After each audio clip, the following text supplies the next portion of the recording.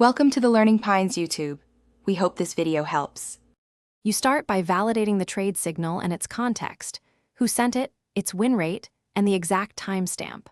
Once done, align your chart timeframe to the signal's intended interval and enable the indicators referenced by the signal. Next, calculate position size using your risk per trade, then set entry, stop loss, and first take profit levels in the order ticket. Do not place the trade without these parameters. This prevents emotional sizing and preserves capital. Once the trade is active, you manage it according to the signal plan. Move your stop to break-even after the first partial profit and trail the stop as momentum confirms direction. Make sure to set price alerts at key levels so you don't have to stare at the screen.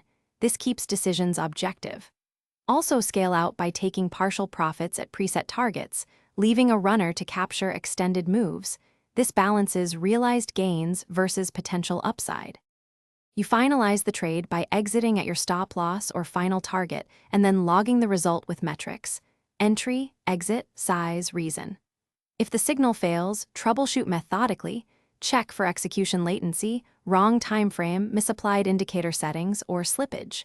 Do not change rules after a single loss. Instead, track at least 30 trades before altering parameters. When you do troubleshoot, change one variable at a time so you can identify the true cause and restore the only way process. Thanks for watching.